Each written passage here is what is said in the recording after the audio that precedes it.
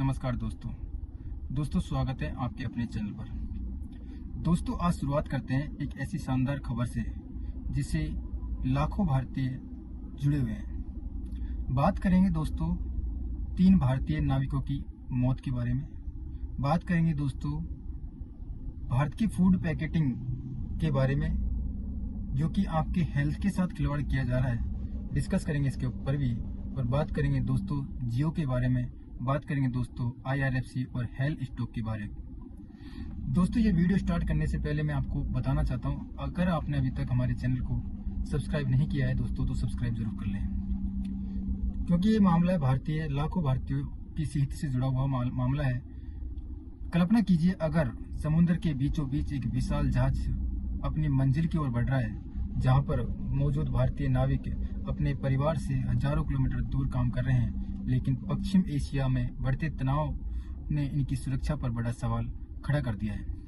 Oman तट के पास में हुए एक हमले में 3 भारतीय नाविकों की मौत भारत सरकार ने बड़ा फैसला लेने पर मजबूर कर दिया। डीजी शिपिंग के निर्देश जारी करते हुए कहा कि अगली सूचना तक जो भारतीय नाविक है वो संघर्ष प्रभावित क्षेत्र में नहीं भेजा जाएगा।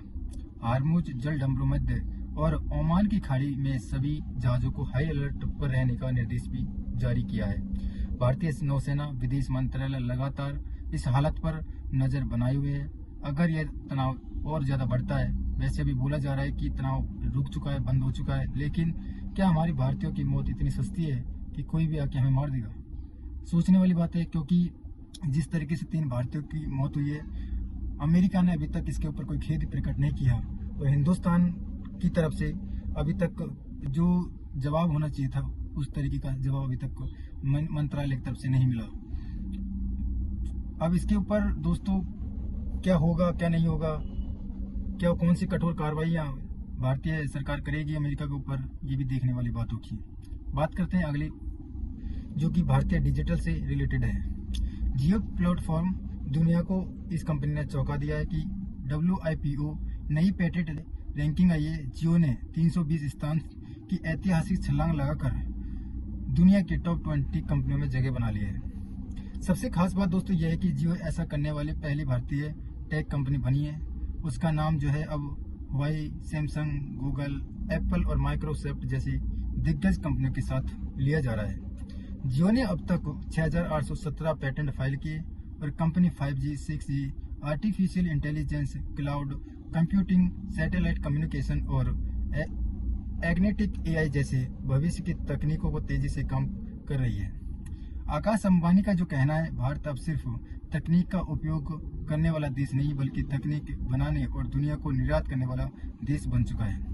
और अब आखिर खबर जो सीधे आपकी जेब और आपकी सेहत से जुड़ा है, जो हर भारतीय की सेहत से जुड़ा हुआ है। जब भी आप किसी पैकेट पर हेल्थ या जीरो मैदा जैसे बड़े बड़े दावे देखते हैं तो आप उसे बेहतर विकल्प मान लेते हैं, लेकिन अब FSSAI ने ऐसा दावों को सख्ती जो है और ज्यादा बढ़ा दी है कि क्या ये दावे जो हैं फैक्ट हैं, क्योंकि ये भारतीय जो हिंदुस्तान के अंदर रह रहे लोगों के साथ खिलवाड़ है जो पैकेजिंग के नाम पे किया जा रहा है। FSSAI ने कई कंपनियों को इससे रिलेटेड नोटिस भी भेजा और पूछा है कि वो अपने उत्पादों को ऐसे दावे किस आधार पर कर रही है, जैसे कि health chips, true vitamin, plant based बैगन और जीरो मैदा जैसे दावों की जांच की जा रही है। FSSAI का कहना है कि अगर किसी दावे के पीछे वैज्ञानिक आधार नहीं है तो उसे ग्राहकों को दिखाना भ्रामक माना जा सकता है। ये हमने एक वीडियो बनाई थी, उसके अंदर भी आपको बताने की कोशिश करी थी इसके के बारे में, जो आप मुझे लगता है आपने सबने देखी होगी। नहीं देखी है तो जाके YouTube चैनल पर या फिर Facebook पर आप देख सकते हैं। इस कदम का जो उद्देश्य है यह सुनिश्चित करना है कि ग्राहकों को सही जानकारी मिले और सोच समझकर खरीदारी कर सकें।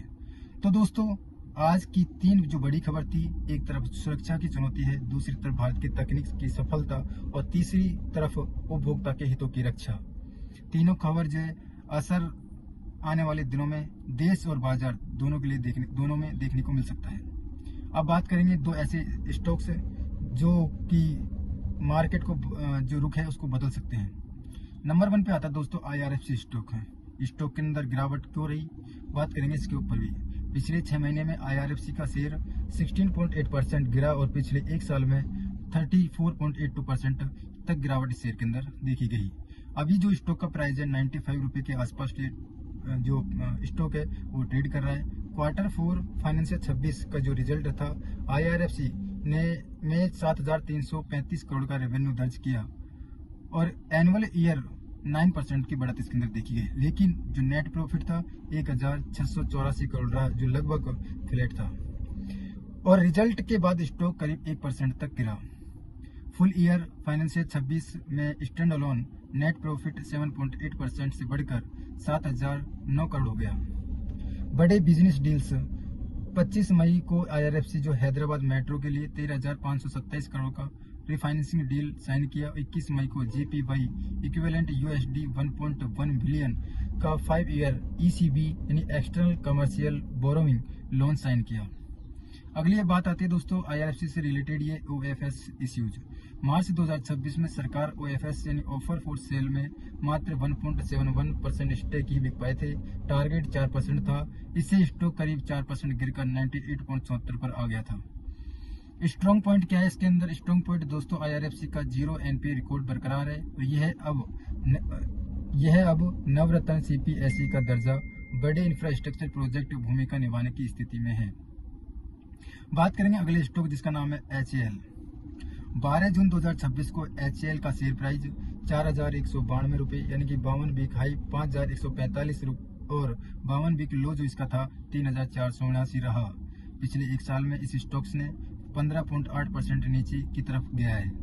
क्वार्टर 4 फाइनेंशियल 26 के जो रिजल्ट थे, फुल ईयर फाइनेंशियल 26 में HAL का कंसोलिडेटेड नेट प्रॉफिट 8.98% से बढ़कर 9,115 करोड़ हो गया और रेवेन्यू 33,088 करोड़ रहा, जो कि फाइनेंशियल 25 से 6.80% ज्यादा है। क्वार्टर 4 में नेट प्रॉफिट 5.52% और एनुअल ईयर से बढ़कर 4,196 करोड़ रहा। क्वार्टरली जो बेसिस पर 124% की जबरदस्त उछाल इस शेयर के अंदर देखने को मिली। कंपनी को जो है विशाल ऑर्डर्स मिले। HAL का ऑर्डर बुक अभी 2 लाख करोड़ से ज्यादा का है, जिसमें कि 180 plus Tejas MK-1A fighter jets, 156 Prachand light compact helicopter है और कई ALH ध्रुव यूनिट शामिल है। HAL ने अगले 2 साल में 90,000 करोड़ की फ्रेश ऑर्डर्स की पाइपलाइन दिख रही है। बड़ी कॉन्ट्रैक्ट इसको मिल रहे हैं। मार्च 2026 में HAL ने मिनिस्ट्री ऑफ डिफेंस के साथ 2,901 करोड़ का कॉन्ट्रैक्ट साइन किया और इंडियन कोस्ट गार्ड के लिए 6 ALH MK-3 हेलीकॉप्टर की सप्लाई के लिए ये कॉन्ट्रैक्ट साइन किया है। HAL ने 10,000 करोड़ का इंफ्रास्ट्रक्चर इन्वेस्टमेंट प्लान किया तेजस फाइटर और हेलीकॉप्टर प्रोडक्शन बढ़ाने के लिए। अब तेजस का जो फ्रॉड है वो भी एक मामला बना हुआ है। 11 जून 2026 को खुलासा हुआ कि तेजस MK-1A प्रोग्राम के लिए कंपोनेंट सप्लाई करने वाली एक हैदराबाद की कंपनी ने सभी क्वालिटी टेस्ट रिपोर्टों को फर्जी पाया, यानी फर्जी बनाए और HAL की शिकायत पर यह FIR दर्ज हुई है। ब्लूमबर्ग के मुताबिक 26 में से 20 एनालिटिक्स जो है इस शेयर को लेकर बुलिश हैं और एवरेज एक ईयर में इसका जो टारगेट प्राइस है 5,172 है। मौजूदा प्राइस करीब 20% ऊपर है। न्यू लीडरशिप का भी असर इस शेयर के अंदर देखने को मिलेगा। रवि कोटा को 1 मई 2026 से नया मैनेजिंग डायरेक्टर नियुक्त कंपनी ने कर दिया है। 30 जून 2029 तक ये कार्यभार संभालेंगे। तो दोस्तों ये थी कुछ खबरें जो आप तक हमने पहुंचाने की कोशिश करी। उम्मीद करता हूं दोस्तों ये वीडियो आपको पसंद आई होगी। वीडियो पसंद आई है तो वीडियो को लाइक करें, शेयर करें, सब्सक्राइब जरूर कर लें। मिलते हैं अगले वीडियो में, तब तक के लिए जय हिंद दोस्तों।